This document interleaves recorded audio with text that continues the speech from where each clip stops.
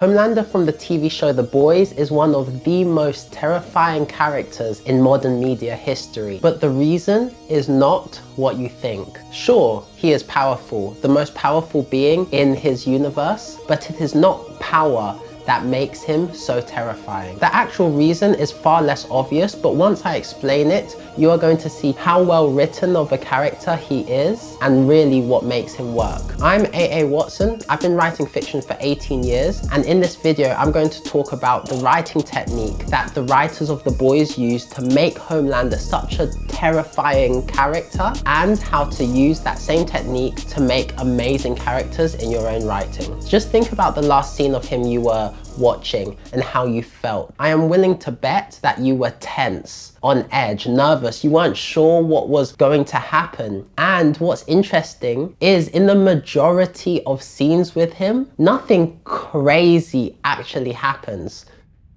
A lot of scenes, crazy things do happen, but not all of them. Even if he doesn't actually do anything shocking on screen, the whole scene, you are likely tense, just waiting, hoping that whichever character on screen with him survives. That feeling is not an accident. It is a result of the technique, which I call an unpredictable character mood. The unpredictable character mood is a great technique to create micro tension. Micro tension is different to macro tension. Macro tension is essentially the overall tension on a grander scheme. So it could be the whole plot of the story, or possibly in a TV show, it could be the plot of an episode. An example in The Boys is, will the boys defeat Homelander? That's the big tension that goes across the whole story. Micro tension is different. Micro tension is the smaller scale tension within individual scenes, and having micro tension in your story is what keeps readers or viewers, in The Boys case, absolutely hooked to the show, even if nothing big and dramatic is happening on screen in that moment. You've probably felt before where a character is in danger but you're not feeling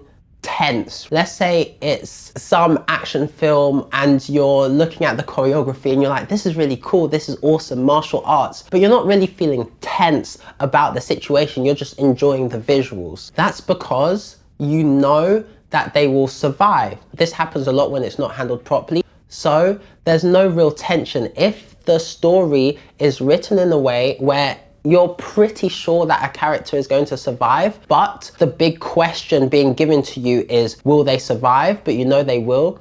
There's no tension in that. You can enjoy what's happening on screen, but it won't hit you at that emotional level. Now, this can be worked around. A good example is the Mission Impossible films. On a logical level, you pretty much know that Tom Cruise is going to survive, he's going to do some crazy things, and he's going to save the day. But the tension that they put in the Mission Impossible films is, how will he save the day? Oh, this seems impossible. How is he going to do it? That's where the tension lies. So there are writing techniques around it. I'm not saying that the only way you can create tension is having it seem like the character is going to die. There is tension in romance stories where the tension could be, will the characters get together? There's tension in comedies where it could be, will the character succeed in their goal? But when you are being presented with a question, but you know the answer as an audience member, there is no tension within the story. This is talking macro and micro. We'll get specifically to micro in a second. Real tension is created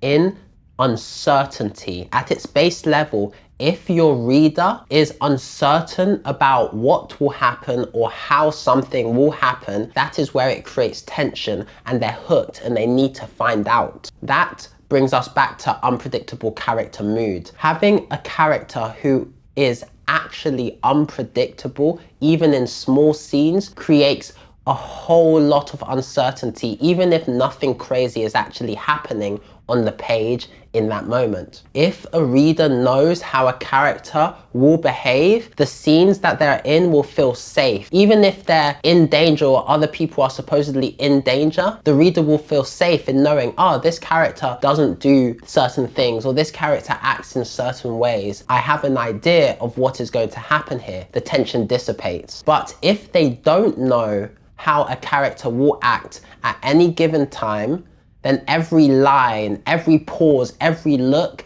is loaded with tension, because in the reader's minds, they will be racking their brain thinking about what this means, what is going to happen next. That brings me to Homelander, an unpredictable character mood. So in The Boys season 1, episode 1, Homelander, this superhero, is presented as the all-American hero. He's charming, he's charismatic, he saves people, he's strong and powerful, the most powerful being in the world. And he is presented like that for most of the episode. Granted, there are some unsettling things that happen in that episode that show that he's not this perfect Captain America style hero. However, it is at the end of episode 1 where Homelander, quite shockingly, does something completely horrible and brutal that the audience understands the range from the fake charming and charisma all the way to the absolute violence that he displays at the end with no remorse. That is exactly the first step if you want to do this in your writing, but I will explain it a bit more later. From that moment on, after episode 1, the audience knows what Homelander is capable of doing, what his character can be like. So he is always going to have this air of tension around him when he is in a scene for the audience. What's interesting is many scenes he doesn't do anything. He might talk to someone, smile, walk around a bit, and that's it. But it doesn't matter what he is doing, because we have established that he can go from here to here. He is just keeping you on the edge of your seat at all times. Another great example is in season 2, episode 1, when Ashley, a character, brings the new superhero Blind Spot to meet Homelander after she wants him to join the Seven. Immediately, there's tension. How is Homelander going to react to this superhero? And if you've watched it, you know that he doesn't react very well. But even if he hadn't acted in that violent way that he did, that whole scene had a mountain of tension anyway. And the key is, he doesn't just explode in anger every time something affects him. What it is that you simultaneously have every version of him in your mind at the same time. So every scene you're thinking, wow, what mood is he in? Is he in a good mood? Is he in a bad mood? Is he in a vicious mood? All the time you're wondering how he will act. What mood is he in? And what The Boys does wonderfully is, because it's a long-running TV show and it follows Homelander over years of his life, his mood in a particular episode can be affected by something that happened episodes before. So you will have that in mind. Is that still bothering him? Is he angrier with this person because of the other storyline that is happening over there? And that's how it connects, to always keep you hooked and on the edge of your seat. This technique I absolutely love. I'm actually doing this with a particular character in the current book I'm writing. Very fun to write and very effective to keep your readers tense and hooked. Now, how do you actually do this in your writing? Well, the first thing is, this is most effective when you don't do this with every character. You do this with one character, maybe two characters. Then once you've decided which character you're going to use this on,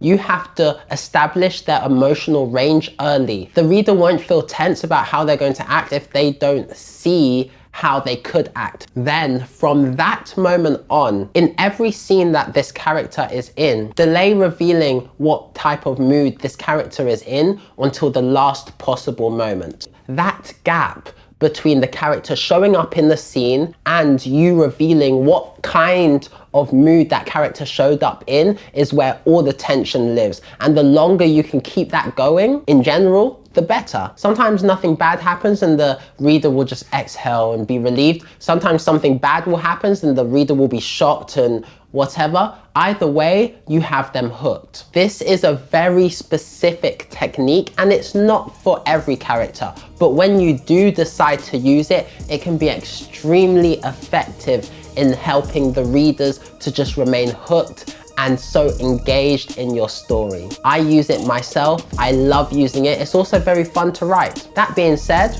that's it for today. Thank you for watching. AAWatson out.